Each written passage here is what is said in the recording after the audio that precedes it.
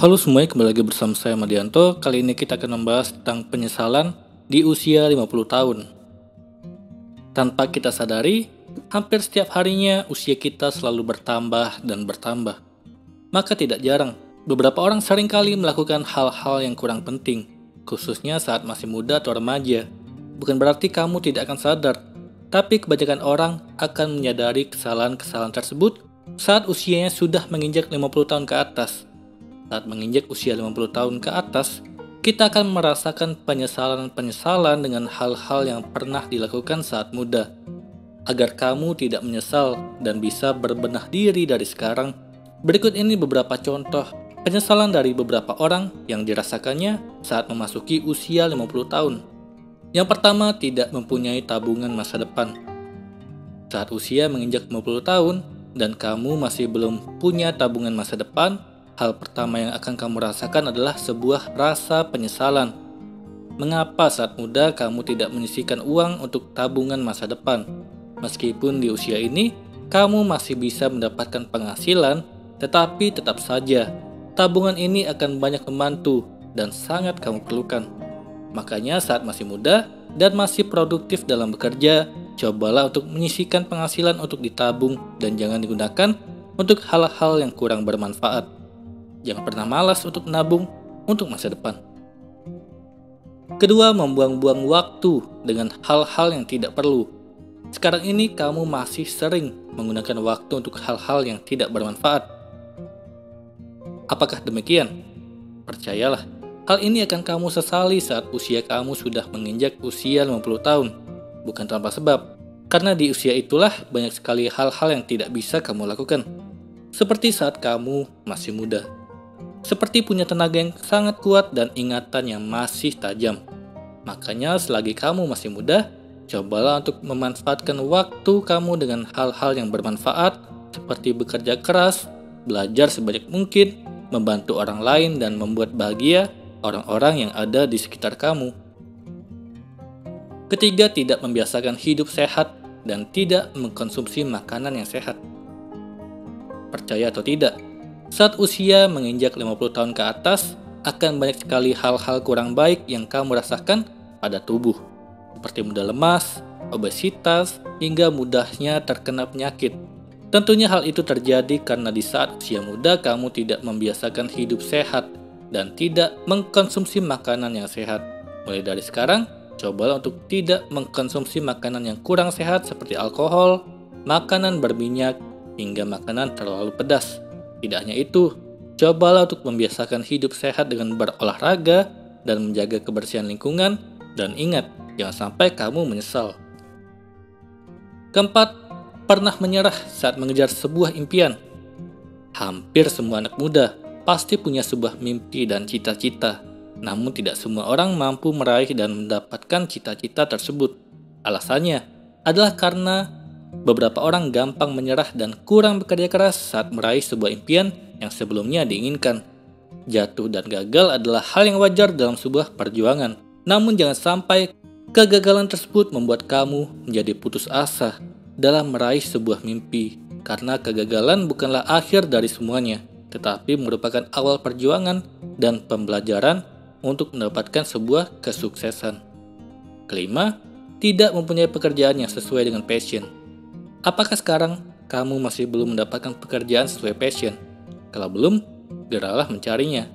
Jangan sampai saat usia kamu menginjak 50 tahun, kamu baru menyesalinya dan menyadarinya. Mempunyai pekerjaan yang tidak sesuai dengan passion memang bukanlah akhir dari segalanya. Kamu bisa mencoba pekerjaan sampingan yang sesuai dengan passion kamu. Tentunya hal ini akan membuat kamu lebih bahagia dan tidak akan merasa terbebani saat bekerja sesuai dengan kesukaan. Jadi buatlah dirimu bahagia dan nyaman dengan pekerjaan yang kamu punya. Penyesalan memang akan selalu datang di akhir. Maka dari itu, manfaatkan masa muda dengan baik dari sekarang, supaya penyesalan tidak kamu rasakan terlalu banyak saat usia kamu menginjak 50 tahun. Kali ini kita akan membahas tentang penyesalan di usia 60. Di usia 60 tahun, biasanya kondisi seorang itu sudah mapan, sudah punya keluarga yang lengkap, karir sudah berada di paling puncak, dan pastinya kondisi finansial sudah berkecukupan. Tapi tidak semua orang berusia 60 tahun mendapatkan kondisi demikian. Banyak pula yang sudah menginjak umur kepala 6 tapi terus dihantui rasa sesal. Dan berikut ini beberapa jenis penyesalan yang umum dimiliki bagi mereka yang berada di usia 60. Yang pertama, tidak memiliki simpanan. Hal yang sering menjadi penyesalan bagi mereka yang sudah menginjak usia paruh baya adalah tidak memiliki cukup simpanan. Bahkan ada yang tidak memiliki tabungan sama sekali. Dan itu disebabkan dulu sewaktu masih muda hasil gaji hanya dihabiskan untuk foya-foya dan mengikuti gaya hidup. Merasa aman dengan karir yang cemerlang di perusahaan ternama, tak ada bayangan sama sekali bahwa hidup itu bisa berubah.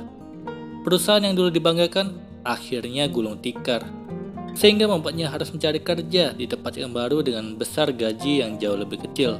Jangankan untuk menabung, untuk mencukupi kebutuhan sehari-hari saja rasanya kembang kempis. Semoga ini tidak terjadi kepada kita. Andaikan waktu di posisi enak dulu, gaji yang besar itu ditabung dan diinvestasikan. Tentu saja saat ini di usia 60 tahun sudah bisa menikmati hasilnya. Kedua, banyak membuang-buang waktu. Dulu orang tua sudah mewanti-wanti, jangan membuang-buang waktumu. Gunakan untuk hal yang bermanfaat, tapi itu tidak dilakukan karena merasa masih muda. Ketiga, tidak menabung kesehatan. Penyesalan lain yang kerap mendera mereka yang masuk usia 60 tahun adalah dulu mengabaikan untuk menabung sehat. Merokok bisa habis beberapa bungkus dalam sehari, makan pun sembarangan. Semua jenis makanan dihajar, yang penting enak. Tidak peduli tinggi kalori, mengandung kolesterol tinggi, atau penuh dengan bahan pengawet. Kini ketika melihat teman sebaya yang masih sehat di usia itu, hanya terjadi penyesalan. Kenapa waktu dulu masih muda tidak memperhatikan kesehatan? Sekarang jadi sakit-sakitan, tabungan pun sering terkuras untuk ke dokter. Keempat, tidak mempersiapkan asuransi mandiri. Saat masih baru kerja, belum ada tanggungan keluarga, uang banyak habis untuk dibeli gadget, jam tangan mewah atau tas ternama. Mereka tidak butuh asuransi, karena sudah ada asuransi dari perusahaan. Siapa mengira sakit keras tiba-tiba terjadi, membuatnya tak bisa lagi bekerja di perusahaan tersebut, sehingga tanggungan dari perusahaan pun sudah hangus. Ketika berharap pada asuransi pemerintah, tak semua rumah sakit bekerja sama. Kelima, hidup tak punya visi misi. Hidup tanpa arah, ibarat air mengalir yang hanya mengikuti arus, yakni ke bawah. Dan seperti itulah rasa sesal yang sering dialami mereka yang sudah paruh baya. Tidak ada grand design bagaimana ia ingin menjalani hidupnya. Akhirnya saat ini hidupnya terus berkutat dengan impitan ekonomi. Akibat dulunya tak punya persiapan dengan baik. Dan apesnya hal itu juga turut berpengaruh pada kehidupan pribadi. Meyakini banyak anak, banyak rezeki, tanpa diimbangi persiapan yang matang, membuat kehidupan keluarga jatuh dari kata harmonis. Rumah tangga selalu diisi dengan pertengkaran, akibat butuh ini itu tapi tidak punya daya beli. Semoga dengan uraian tadi bisa jadi bahan koreksi kita bersama, supaya hidup kita bisa lebih terarah, sehingga nantinya tidak timbul penyesalan saat kita menginjak usia 60 tahun. Kali ini kita akan membahas tentang skill yang perlu diasah agar kamu bisa hidup hemat. Hemat bukan sekedar tidak menghambur-hamburkan uang, bukan juga hanya tentang menahan keinginan membelanjakan harta. Tapi hemat berarti bisa tetap hidup sesuai dengan kebutuhan, tanpa merugikan diri sendiri. Banyak yang bisa dilakukan untuk menerapkan gaya hidup hemat, mulai dari menabung sampai menahan diri. Tapi ternyata menjadi hemat pun membutuhkan skill yang perlu diasah. Berikut 5 skill yang perlu dipelajari dan diasah dalam diri agar bisa menerapkan gaya hidup hemat. Tentu saja bonusnya kebutuhan menjadi terpenuhi dan bisa menyisihkan untuk hal yang diinginkan. Yang pertama, pahami lebih dulu kewajiban, kebutuhan, dan keinginan. Jangan sekedar menyisihkan uang. Siapapun yang bekerja dan menghasilkan uang tetap boleh menggunakannya sesuai dengan kewajiban, kebutuhan, maupun keinginan. Tapi apa sudah paham? Apa itu kewajiban, kebutuhan, dan keinginan? Kewajiban adalah segala hal yang harus dipenuhi agar kehidupan dapat berjalan. Uang sekolah, cicilan rumah, dan kendaraan, pajak, dan lainnya. Kebutuhan adalah hal yang harus dipenuhi agar kehidupan bisa berjalan, tapi sifatnya bisa diganti atau dihemat. Contohnya, belanja kebutuhan dapur atau makan, listrik, internet, air, makanan, dan lainnya. Lalu keinginan adalah suatu hal yang bisa diganti atau ditunda. Sekalipun tidak terpenuhi, kehidupan tetap bisa berjalan. Contohnya, self-reward, check out barang di OL shop, jalan, liburan. Cobalah lebih dulu menulis apa kewajiban, kebutuhan, dan keinginan diri kita. Setelah itu, susun langkah apa saja yang harus dilakukan untuk memenuhinya. Kedua, tulis setiap kebutuhan berdasarkan kemampuan. Kebutuhan memang harus dipenuhi, tapi tetap bisa disesuaikan dengan kemampuan diri. Misalnya, disesuaikan dengan pemasukan seperti gaji. Kalau gaji di setiap bulannya sama, maka buatlah susunan kebutuhan dan dana yang dibutuhkan untuk memenuhinya. Setelah itu koreksi lagi, apakah tetap bisa berhemat dengan kemampuan yang dimiliki dalam memenuhi kebutuhannya.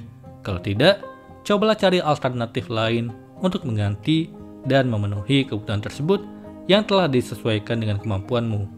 Ketiga, penuhi sesuai prioritasnya. Kewajiban, kebutuhan, dan keinginan menjadi motivasi untuk lebih giat mencari uang. Tapi bukan berarti saat telah memiliki banyak uang, lalu bisa dengan bebas membelanjakannya. Tetap ada skala prioritas dalam memenuhinya. Misalnya saja, kewajiban tetap harus dipenuhi dan didahulukan. Kebutuhan bisa dengan memenuhi urusan rumah lebih dulu, seperti belanja kebutuhan dapur, listrik, air, internet. Lainnya tetap bisa dipenuhi, tapi di lain waktu. Keinginan jika memang dirasa harus, pilihlah sesuai kemampuan. Keempat, jangan menumpuk barang. Salah satu cara agar lebih berhemat adalah mengatur lagi barang yang dimiliki. Gunakan satu hari libur untuk menata ulang barang yang dipunya, mulai dari pakaian, perabot rumah, sampai dengan mainan anak. Lihatlah berapa banyak yang dimiliki dan ternyata semuanya masih bisa berfungsi dengan baik. Simpan barang yang masih bagus dan terpakai, sisihkan yang dirasa tidak lagi atau jarang digunakan. Barang tersebut bisa diberikan kepada yang lebih membutuhkan. Tulis apa saja yang perlu dibeli karena sudah rusak dan tidak lagi dapat digunakan. Belajarlah membeli barang yang benar-benar dibutuhkan dan akan digunakan. Kelima, ciptakan gaya hidupmu sendiri.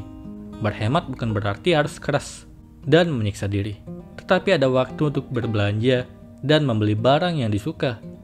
Tapi tetap dengan skala prioritas kebutuhan. Membeli barang sesuai kebutuhan dan fungsinya akan membantu lebih berhemat. Ciptakan gaya hidup sendiri. Jangan mengikuti gengsi atau rasa malu terhadap orang lain. Berhemat pun akan membantu menjadi kreatif, memanfaatkan barang yang ada, ditambah sedikit sentuhan kreativitas, maka barangmu pun akan terlihat baru dan lebih bernilai. Semoga ini bermanfaat. Sekian dan terima kasih.